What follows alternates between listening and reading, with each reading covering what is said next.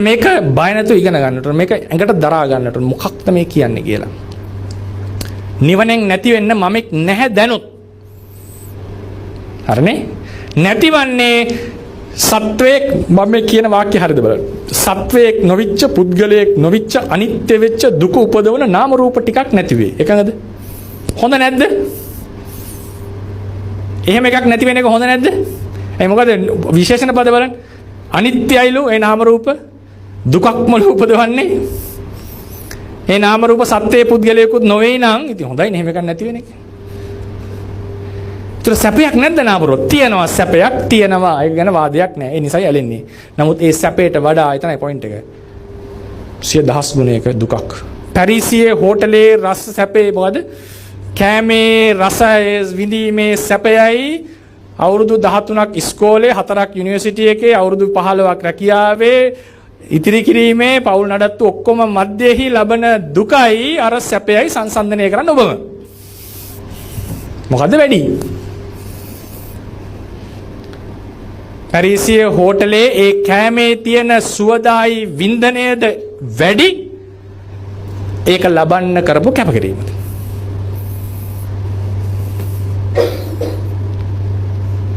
එතකොට සැපයක් ඇත මහණෙනි. ආස්වාදයක් ඇත. ආස්වාදයක් නැතිනම් සත්‍යය මෙහි ඇලෙන්නේ නැත. නමුත් ඊට වඩා 100,000 ගුණයක ආදීනවයක් මෙහි ඇත. ඒ නිසා උන්වහන්සේ කිව්වේ නෑ නාම රූප සැපයි කියලා. නාම රූප දුකයි. තියෙන දුක බැලුවම සැපය ගණනූපක නෑ. ලක්ෂයක් තියෙන තැනක දෙකක් තුනක් තිබ්බා කියලා ලක්ෂයයි දෙකයි කියන්නේ නැහැ නේද? ලක්ෂයයි කියලා කියන්නේ. නේ? මිලියන ලංකාවේ ජනගහනය මිලියන 22යි. නමුත් 22ම නෙවෙයි 22යි ලක්ෂ 5යි ඔහොමනේ. ඔක් කියන්නේ නැහැ. අත ඒක ගණන් කරන්න අපි කපලා දානවා. ඒ වගේ තමයි තියෙන දුක මෙච්චරයි සැපේ මෙච්චරයි ගයින් කළා නාන මහණෙනි සාමරූප සත්‍ය සංසාරේ දුකයි කියලා. ඒ සැප ගැන කියන්නට මදි. තව වැඩි වෙන උන්වහන්සේ සැපයි කියලා කියන තව කිය. තව එහෙනම් එන්න ඕනේ ලක්ෂ කෝටි ගණන් ආවනම් න කියන්නේ සැපයි දුකයි දෙකම ඇත්ත නැත්නම් සැපයි කියලා. නෑ. ඊට වඩා 100,000 ගුණෙන් දුක වැඩි. ඒ නිසා නාම රූප දුකයි කියලා කිව්වා. නාම රූප අනාත්මයි, නාම රූප අනිත්‍යයි, නාම රූප දුකයි. ඒ බඳු අනිත්‍ය වූ දුක්ඛ වූ අනාත්ම වූ නාම රූප පරම්පරාවක් තමයි සිඳෙන්නේ. ප්‍රශ්නයක් තමයි සිඳෙන්නේ. හොඳද නැද්ද? බැලුව බැලමට හොඳයි. තර්කයේ හැටියට හොඳයි. ප්‍රායෝගිකව දැනෙන්නේ නැති එක වෙනම් ප්‍රශ්නයයි. ඇයි දැනෙන්නේ නැත්තේ? සෛද්ධාන්තිකව තේරෙනවා ඉමෝෂනලි හැඟීම් බරව ගත්තම අවිද්‍යාවෙන් ප්‍රශ්නයක් තියෙනවා. එහෙනම් මේක දුරු කරන්න අවිද්‍යාව දුරු කරන්න විද්‍යාව ඇති කරගන්න අවබෝධය ඇති කරගන්න. මේ අවබෝධය ඇති කරගන්න ක්‍රමයක් ධර්මයේ ශ්‍රවණය කරන්න ඕනේ. ඇසු ධර්මයේ ඇසෙයි. අලුත් විදිහට හිතෙයි. එපමණකින් හරියන්නේ නැහැ.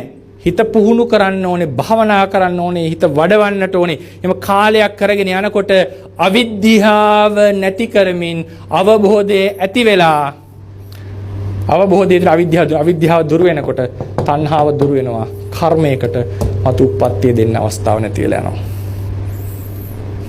නාම රූප සිඳිනවා. මේ නාම රූප සිඳීමටත් මම කතාවක් කියනවා. දැන් ඔන්න අවසානම ටික. දැන් මේකට මම කියනවා මේ අවස්ථාව මෙතනින් නැවැත්තුවා නේද මේ? මෙතනින් නවත්තලා කඩිරි ඇන්දනේ. ඒ ඇන්දේ හිතලම. මේ ජීවිතේ. දැන් මේ තමයි ඔන්න මම පෝස් කරනවා මේ මොහොත කියලා. මේ මොහොත පොඩ්ඩක් ස්ටිල් කරනවා උගන්වීම සඳහා. දැන් මේ මොහොතේ ඉන්නවා.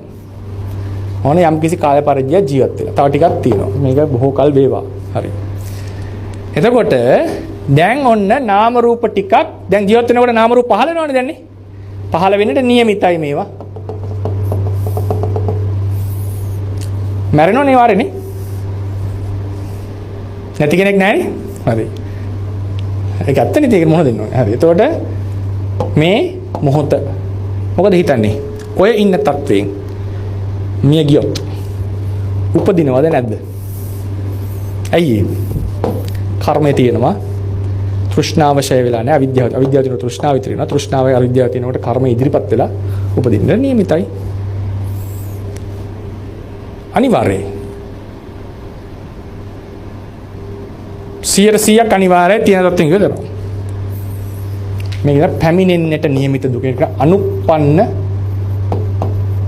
දුක්ඛය. අනුප්පන්න කියලා කියන්නේ ඉපදිලා නැති ඉපදෙන්නට තියෙන දුක. ඒක ලොකු ගැටලුවක් සත්වයට. ඒක සුළුපටු එකක් අනුප්පන්න දුක් කියලා කියන්නේ. එන්න තියෙන දුක. අනේ හාමුදුරනේ තාම ඇවිල්ලා නැහනේ ඒක. ඒක තාම ආපු නැති එකක් නේ. ඉතින් අපි කියන්නේ මොනවා වෙයිද දන්නේ නැහැ හෙට ජොලි කරලා විනෝදයෙන් ඉන්න කියලා කියනවා. ඒක සාමාන්‍යයෙන් කියන්නේ.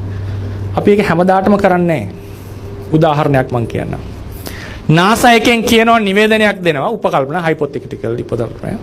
NASA එකෙන් නිවේදනයක් දෙනවා. ඇස්ට්‍රොයිඩ් එකක් එනවා උල්කාපාතයක්. අපේ කිසිදු මිසල්ලයකට විනාශ කළ නොහැකි අපේ තාක්ෂණයෙන් වැළැක්විය නොහැකි මහ දැවැන්ත උල්කාපාතයක් එනවා පෘථිවියට. ඒක වැටෙන්නේ ඉන්දියන් සාගරයේ අහසවල් දිශාවට වයඹට කිට්ටු කරලා. එකෙන් ඇති වෙන සුනාමිය කිලෝමීටර මෙච්චර ප්‍රමාණයක් අභ්‍යන්තරයට වතුර ගෙනවා පහරක්. evacuation start the evacuation අයින් වෙන්න. අර කතාව කියයිද? තාම ඉතින් ආවේ නැහැ නේ. ඔක ජොලි කරලා එමු නෑ. වඩු මුට්ටු අරගෙන ගෙවල් දොරවල් අරගෙන කොමරා යනවා. ඇයි ඒ දුක තාම ආවේ නැහැ. ඒ වතුර ඇල්ල තාම ආවේ නැහැ. ඒ දුක තාම ඔබ මුහුණ දුන්නේ නැහැ.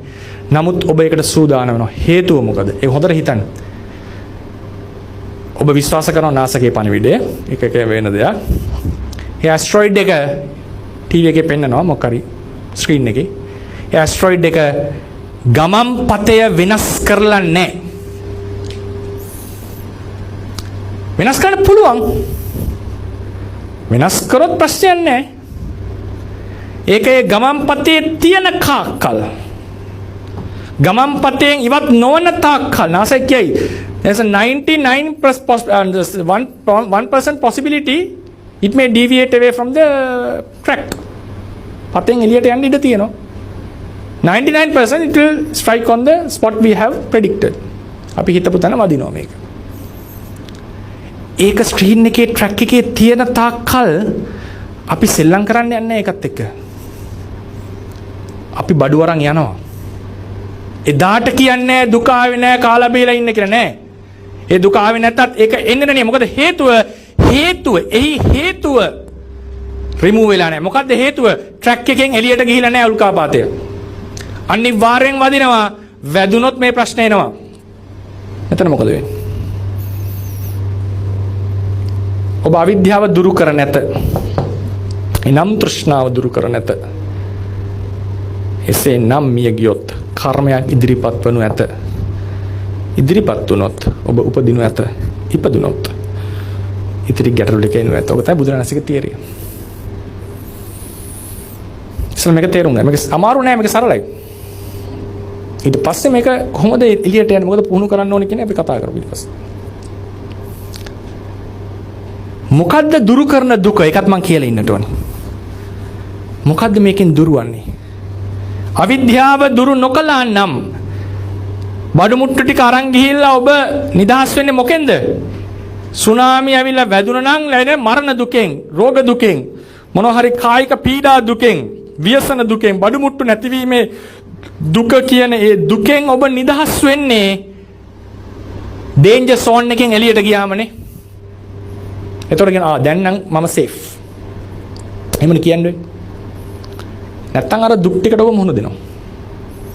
හැබැයි ඒ දුක් ඔබ අත්විඳ දුකක්ද? අත්විඳින්න තිබිච්ච දුකක්.